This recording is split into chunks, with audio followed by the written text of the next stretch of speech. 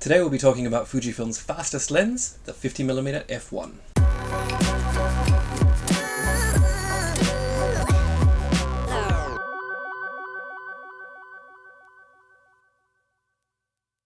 Welcome back to the channel everyone, and welcome back to Gear Shorts. This is Dylan Golby.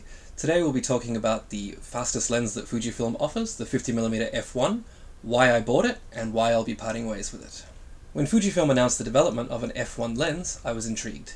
Since switching from my full-frame Nikon system to the APS-C Fujifilm cameras, the only thing that I have really missed has been a couple of lenses, the 58mm f1.4G and the 85mm f1.4G.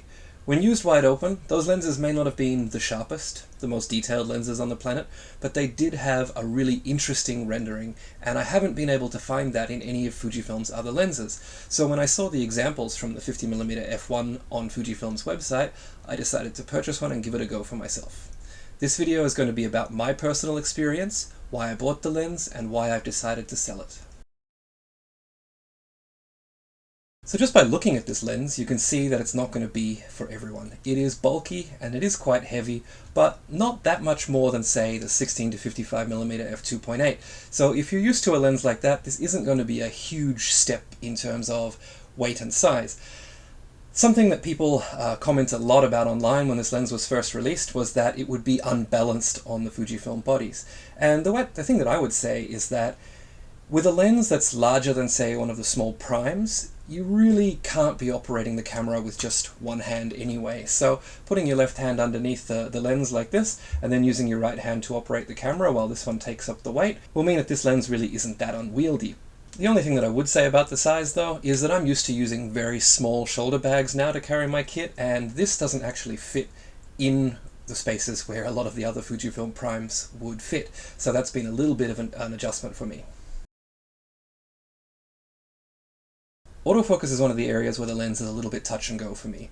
When I saw all of the first look reviews that came out when the lens was released and heard all of their gushing praise for the fact that it was fast autofocus that could focus accurately at f1, I was really excited and hoping for something really special here. But the motors that Fujifilm has used in this lens mean that it's going to be on par with something more like the 56mm f1.2.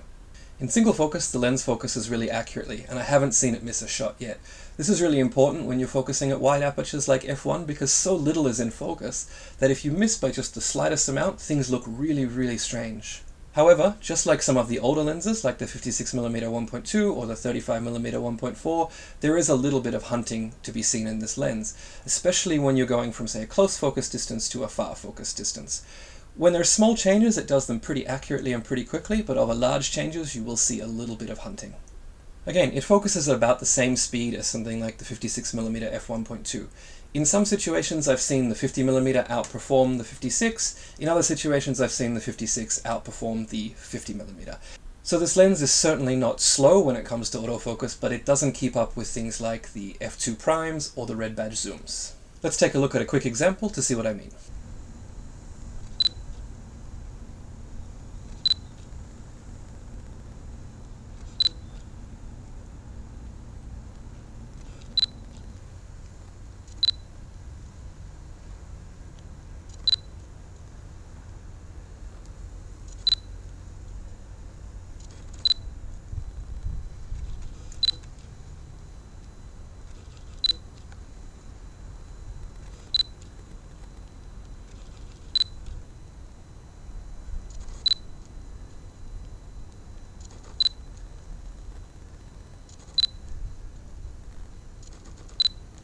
When it comes to continuous autofocus, this isn't a lens that I would choose very often. It does okay when there's slow, predictable movement, like somebody walking slowly towards you, but when there's any sort of unpredictable movement or fast movement, this lens does struggle a lot. Honestly, I think that the 56mm does a bit better job of this in AFC, but really, if you want to be able to focus quickly with unpredictable movement, something like the 50mm f2 is going to be a lot better choice. That's a real shame for me because I was hoping that this would sort of bridge the gap between that 50mm f2 and the 56mm f1.2 for me in terms of continuous autofocus. So let's talk about photographs. Image quality is what's really important with a lens like this, and it does not disappoint. When it comes to detail rendering, this lens is definitely sharp. Even wide open from corner to corner, it's absolutely fine and gives you as much detail as you would ever need. As you stop it down to f1.4 or 2, it just gets better and better. And by f2, it's the sharpest of the 50mm lenses that I've tested on the Fujifilm system. For my purposes, I'm not looking for the ultimate in detail rendering when used wide open. I'm looking more for the feeling that the lens produces. So for me, the 56mm is just as good for wide open shooting, but if you're looking for the most detail that you can possibly get, this could be a good choice. Just like the 56mm f1.2, this lens has a little bit of chroma wide open, and it can make the images feel a little bit less sharp than they actually are by sort of blurring those high contrast edges. However, by f1.4, this is completely gone.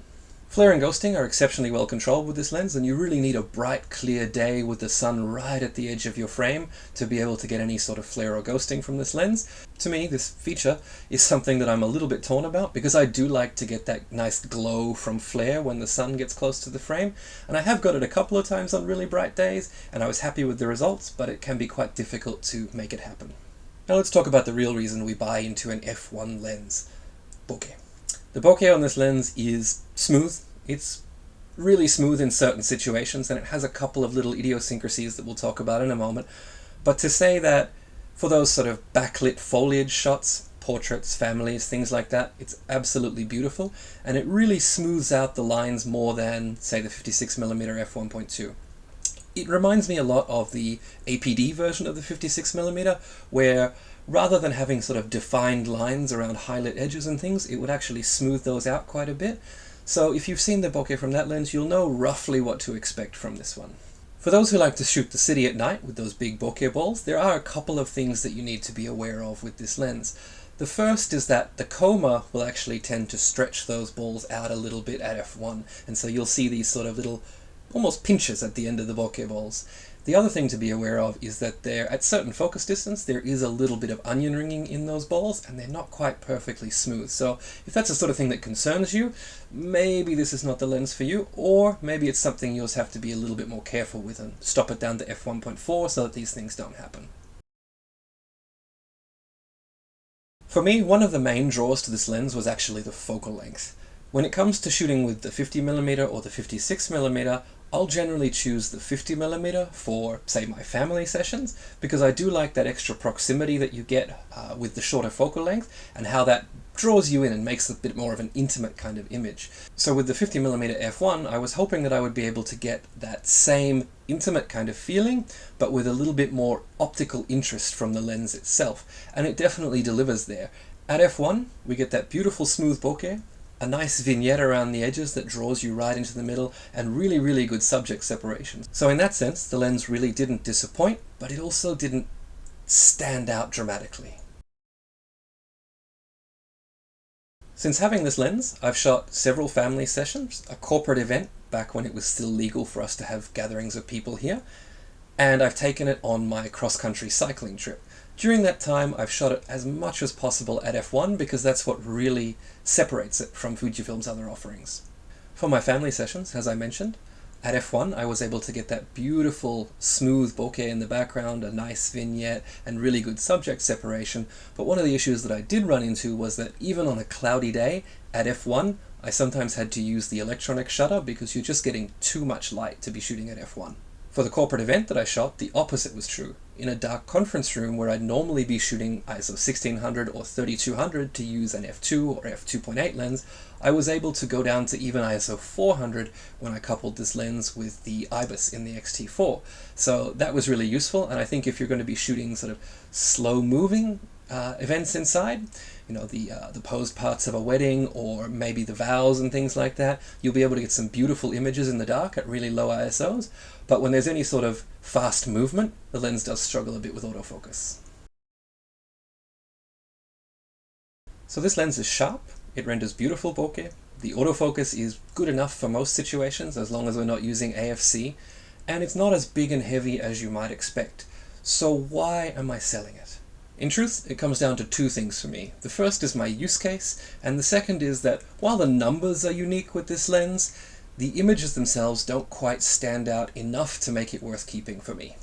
The main reason I bought this lens was for my family sessions, which are a mix of posed portraiture and candid lifestyle images. When it comes to the pose stuff, this lens really shines. It does a great job, it produces beautiful images, and the autofocus is just fine for that sort of stuff. When it comes to the candid stuff, however, I'm often moving, my subjects are often moving, and this lens just simply cannot keep up in AFC. What I was hoping it would be is sort of a bridge between the 50mm f2 and the 56mm f1.2. A lens where I could easily move between posed portraits and candid work without having to switch it out. However, it just didn't work out that way. When it comes to moving subjects, the lens really can't keep up, and I have to switch back to the 56mm f2 anyway. So for me, it then came down to, do I keep this or do I keep the 56mm f1.2? So in the end, I decided that if I kept this, I would be carrying two 50mm lenses and simply switching them for the different use cases. So I decided to go with the more distinct 56mm f1.2, and honestly, the image quality between the 56mm and this 50mm is not the night and day difference that I was hoping it might be, and so I've decided to keep the 56mm for my uses. So there we have it. I'll be keeping the 56mm and parting ways with the 50mm f1. So as always, I hope that this has been useful for you. If you have any questions about this lens or the 56mm or even the 50mm f2, please leave them in the comments below. I'd be more than happy to answer those questions for you. If you are looking to purchase one of these lenses, I've also put some links below, and at no cost to you, it does send a little kickback to me, which will help me keep making these videos. So thanks again, and we'll see you in the next one.